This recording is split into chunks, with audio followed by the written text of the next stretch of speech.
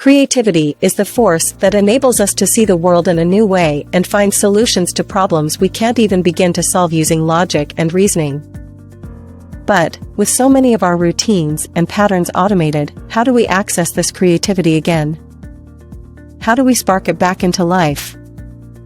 We need more creative people who are unafraid to explore, experiment, and find new ways of thinking. This is why creative work, whether big or small, is so important. Creative thinking sparks ideas and innovation, which in turn sparks more creative thinking. The result is a perpetual motion machine of creativity. Creative work doesn't have to be scary or overwhelming, either. At its core, it's just another way of solving problems. Like any other skill we practice with diligence and intentionality. The moment you start to get excited about an idea, concept, or feeling, you should capture it. Why? Because the creative process is messy, it can get confusing and overwhelming, and if you don't quickly capture your thoughts, you're more likely to forget them. 1. Sourcing. This is gathering as many ideas, concepts, and visual references as possible. It can be as simple as flipping through magazines, revisiting your favorite books, or searching online. 2. Organizing. Sounds easy, but sometimes we have so many ideas that it can be difficult to decide which ones to focus on. There are no hard and fast rules here, but try to group your ideas into related topics, such as mood, tone, visual references, or inspiration.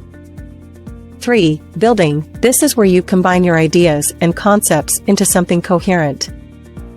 You may begin to sketch out simple designs, write down your thoughts or ideas, or create a mood board.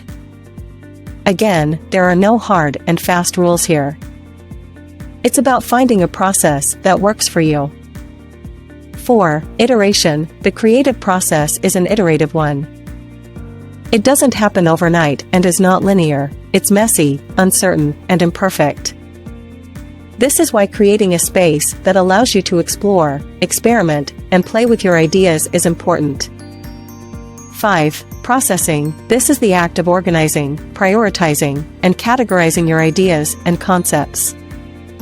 When you do this, you're essentially creating a map of your creative journey. Conceptualizing. This is where you build on the foundation of your basic ideas, concepts, and source material by building new work. What do you want to explore?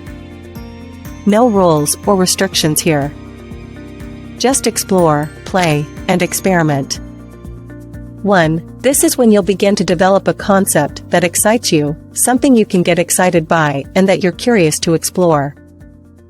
2. You don't need a fully formed or finished concept or a fully formed piece of work. You could begin with a title, a feeling, an emotion, or even a core idea. 3. Your work may change and evolve as you continue to work on it, so don't worry if it isn't perfect. This is all part of the creative process.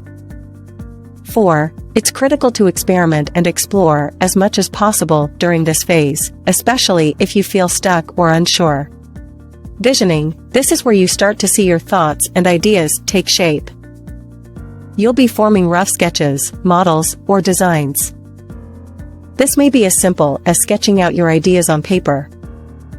You are building your work and bringing your core concept to life.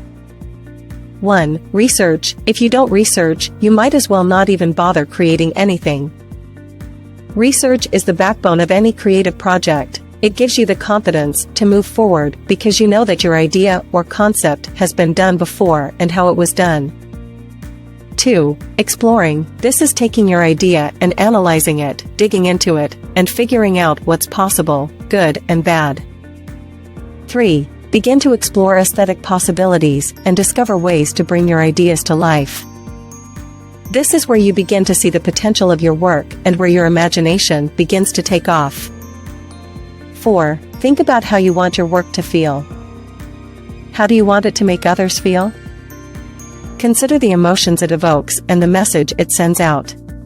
Production. This is where you take your concept and begin refining it, where you create something beautiful and meaningful. 1. Explore techniques, materials, and practices that work with your concept and your aesthetic sensibilities.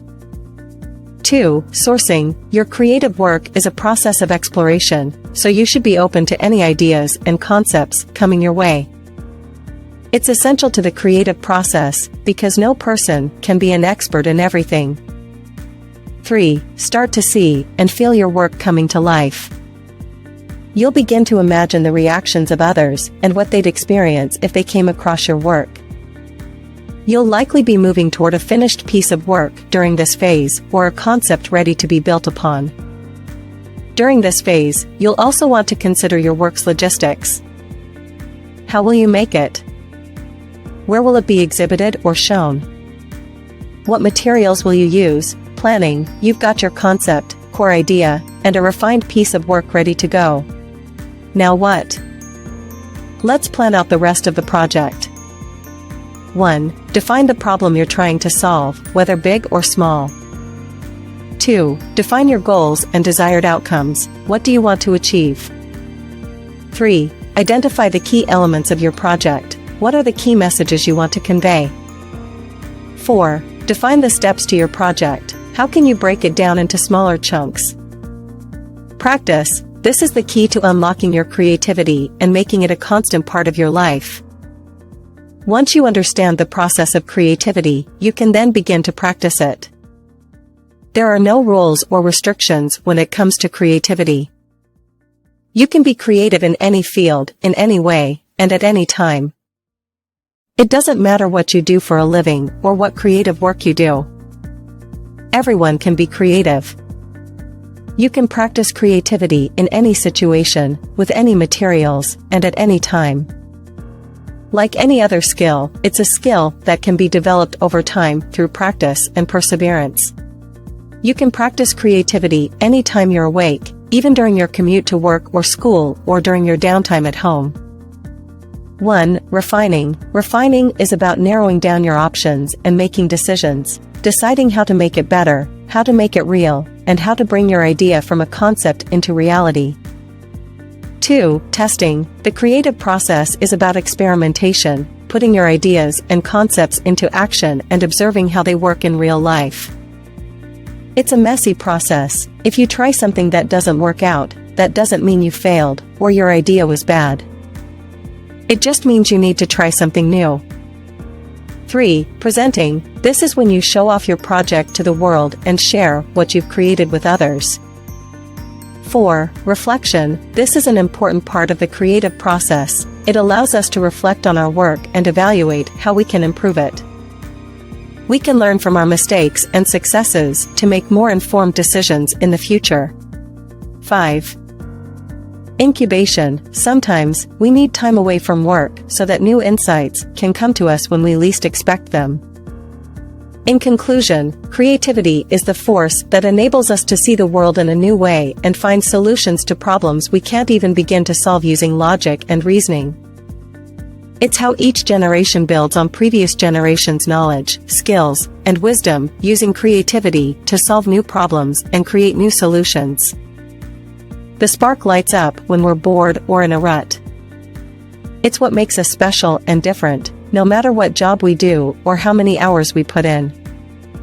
The creative process is essential to being human. It's how we discover new things about ourselves, explore our surroundings, and share our stories with the world. Learn more at business901.com.